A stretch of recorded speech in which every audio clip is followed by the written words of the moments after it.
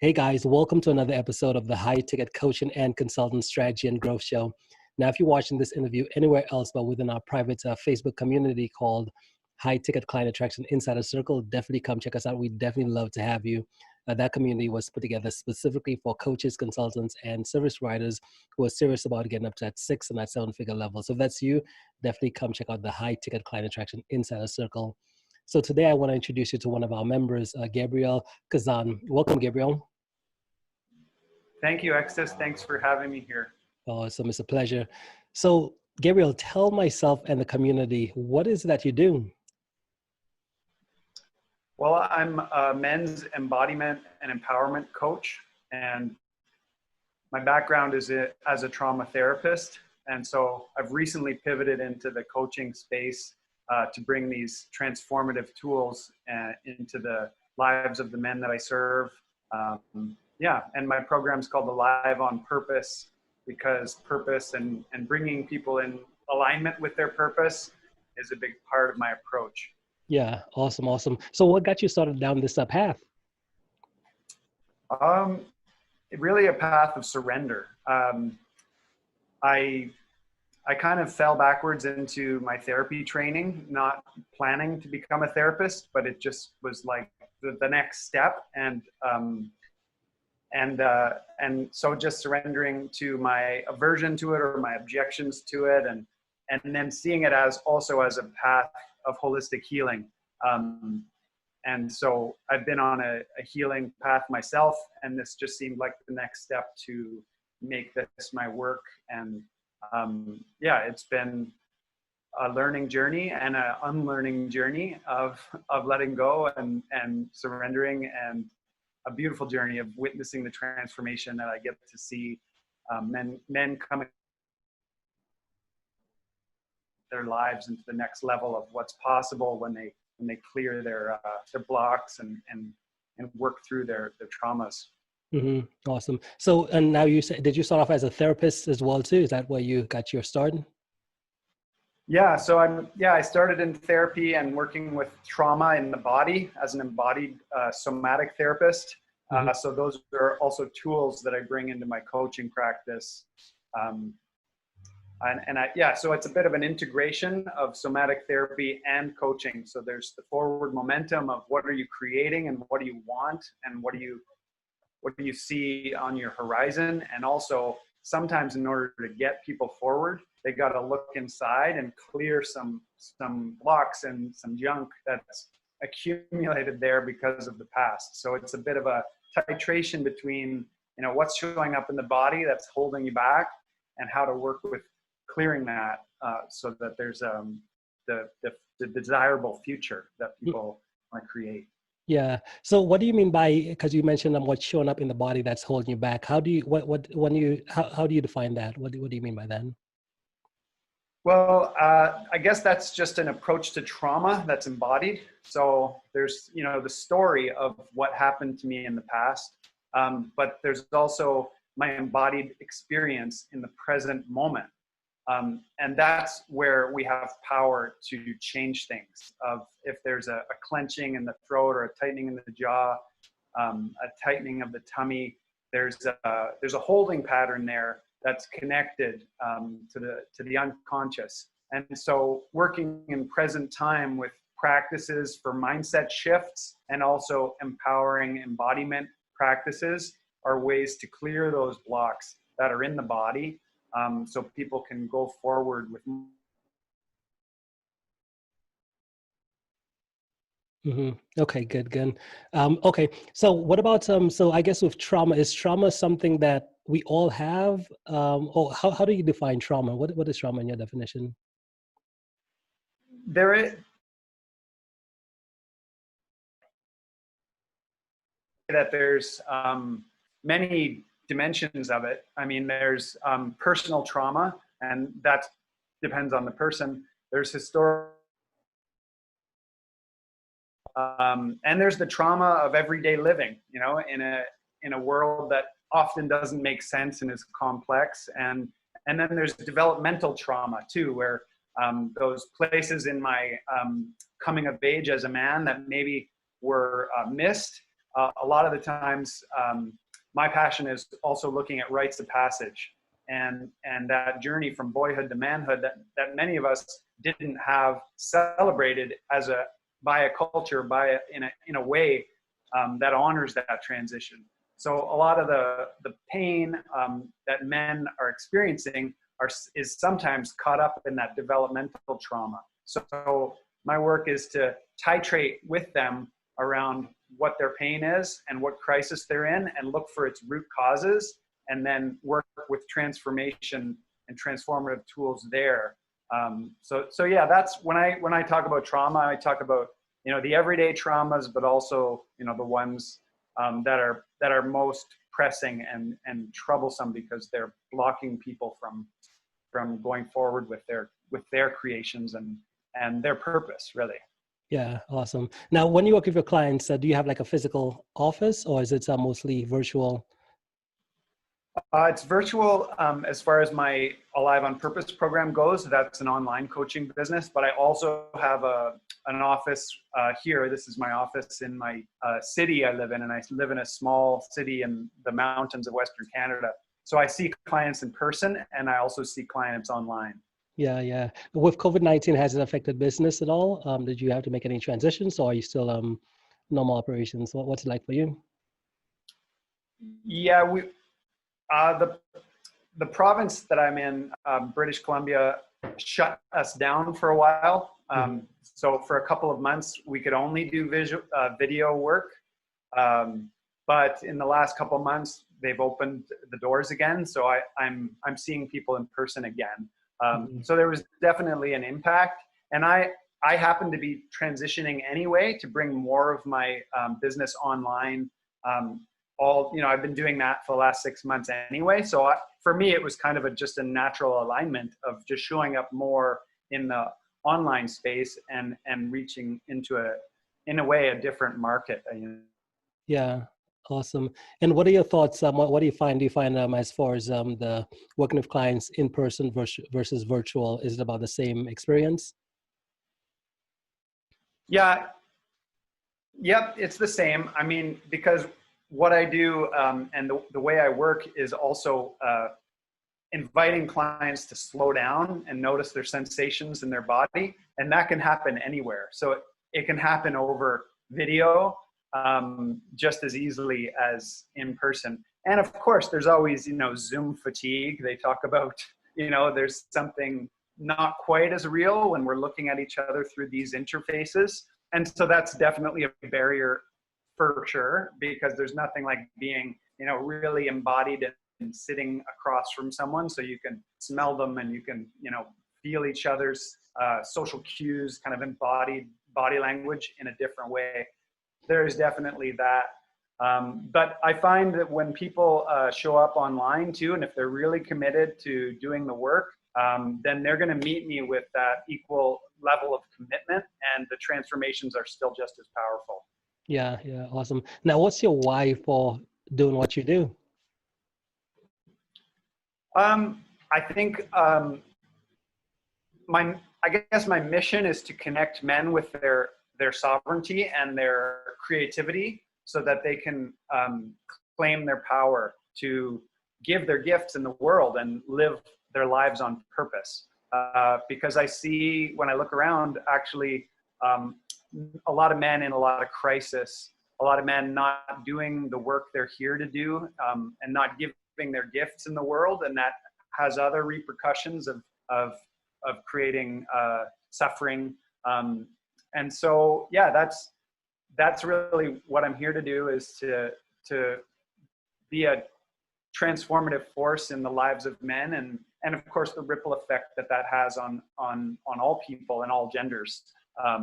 But really, I'm specializing in men's work because in my therapy practice, that's who I ended up seeing. That's who people came to me. The people who came to me that I was most effective with was men, because as men, we speak our own language. And as men, we have a male mode of feeling. And so that's where I have a level of mastery and expertise around guiding men in and down, and working with their own struggles and battles, their inner battles, so that they can come out into the world really on fire and alive in the most possible way, which also uplifts the world by bringing all. Okay. Now, when does a man know that he would need your services? Just like I know, when it comes to the coaching, therapy, all these different types of things, we all sit back in like quiet desperation, right? Because most individuals, when they struggle with an issue, they have no idea that there's someone out there who specializes in being able to help them overcome that issue. They're just like, well, this is just something I maybe have to face the rest of my life. That's just who I am, right? But they have no idea that there's someone out there who specializes in helping them overcome the issue they're facing. So I guess in your line of work, where does someone, or where would someone need to be at to come to a realization that they would most likely need your services? Usually it's a crisis. Usually it's a crisis in either their career or their relationships falling apart because they've been neglecting it, or maybe it's their health. Maybe they've been neglecting their health. But either way, it's a calling. It's a calling that is sort of an inner voice in them that's saying, yeah, I'm here for something more. And I need to stop ignoring this voice inside me that is the voice of knowing that says, I need some help.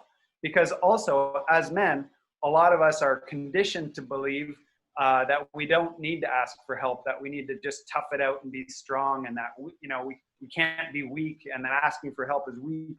And my reframe is that asking for help is a power move, because it opens up so much more possibilities. And so if men are struggling, they know it's time to ask for help when actually it scares them. So in a way, it's a challenge for men to reach up and ask for help. But because that's like the hero's journey, that's where the transformation is, facing their fears and being willing to be vulnerable, because in that vulnerability, there's that's some of it. It's a subtle thing, and men come to me for all sorts of different reasons. But often it's also because they're looking for help from someone who can speak the language and understand the soul life of men, which has a different contour and texture than what women are going through when they're in trouble. So yeah, great question. Yeah, awesome. Love it, love it. And that is so true as well, too, because I'm in the more business niche, right, helping individuals grow the businesses and stuff like that. And there's always two segments of them, right? There's individuals who they're just like, I'm just going to tough this out and I'm going to figure this thing out on my own. And there's individuals like, I really need the help. I'm not the best at this, but I need the help and I want to figure this out. And it's so fascinating always to see the differences between someone who thinks that getting help is weak, or they think that they could figure it out on their own, versus someone who actually does come and get the help, and see the progression wise to the person who doesn't get the help to the person who does, and just see how it's always like one of those places where it's just like the progression and the transformation happens so quickly. It's like, wow, why doesn't everyone think that way, right? So what do you feel like is that one thing that prevents maybe say most guys from wanting to reach out and get that help? What do you think? Is there some type of inner type of bias, or what do you think that is? Yeah, I think it's partly it's conditioning too. It's like, a lot of us, since we're young boys, are taught that we just got up and that, don't, and that's a culture and a story that's changing. There's a lot of men these days asking for help more than ever, because our world is on fire in so many ways. And when men are frozen, they need to thaw out. And it's that freezing, which is another form of that everyday trauma that we were talking about before, is that frozenness that comes up when someone's knowing they need help, but they want to stay stuck, or that they've got a story that they need to just hold back and figure it all out, or pull up their bootstraps. Whatever it is, it can lead to a cascade effect of lots of trouble, lots of pain, lots of suffering. So yeah, that's I think part of it, and I think also slowing down, and the simple act of slowing down is also the remedy for that. What I like to say in my practice is that slow down to speed up, because we feel like we need to get somewhere really, really fast, and it can be like, spin us out of control. But if we slow down and really get aligned with what's important and that purpose that only then it can make everything come more clear. Yeah, that's so powerful as well, too, because in our business as well, just a business growth type industry, it's the same thing. When most people come to us, it's like they've been trying so much and it hasn't been working. And when they show up to our business and, hey, I need to get clients, I need to grow my business, what do I do? And they immediately want to go into more of the just grind, work. And the biggest challenge is to just get them to say, hey, let's just slow down and just stop for a second. When someone has been in that realm for so long, it's so hard to get them to do something as simple as slowing down. But once they slow down, all of a sudden, new insights, new awareness, new perspectives show up, which gets them to where they want to be. So I guess, what does, with your practice and what does working for you look like? What does working look like? Yeah, working with you. Well, it looks like a weekly coaching call in a one-on-one context for starters. And if the men that I'm working with are open to it and they've worked with me for long enough, I also can transition them into some online men's groups where they get kind of up-leveled in the value, because they get a stronger container and kind of an amplification of the transformation by being amongst a group that is also working with their goals and holding each other accountable, and creating more of a powerful container for that male motive feeling I was talking about of brotherhood and just encouragement. Mm-hmm. Fascinating stuff. Love it. What about so I guess the next thing becomes, if someone wanted to be able to reach out to you, what's the best way for them to connect? They could find on my website some resources. I have a Facebook group called The Wholehearted Man, which is a free resource for men's health. And I also offer an ebook that's temporarily for free on my website, and it's called Alive on Purpose for Men. And they can also schedule a free clarity call with me if they want to connect with me about their purpose. That's something that they can find through my website. There's some links there to just hit the button and grab a time that works for them, that we can talk. Awesome. And what's your website? What's the name? It's myname.com. So it's GabrielKeczan.com, and spelled Keczan. Yeah, that's the most direct way. And then under services, it describes the Alive on Purpose call. But there's lots of buttons on the website to find a time on my online scheduler. Awesome. Perfect. Love it. And guys, all the links Gabriel just mentioned to connect with him through his websites and social media, they will be either right above or below this video. So if his message resonates with you right now, go ahead and click on there and just get connected. Awesome, Gabriel. Well, hey, man, thank you so much for making the time to be here today. Do you have any final thoughts before we end?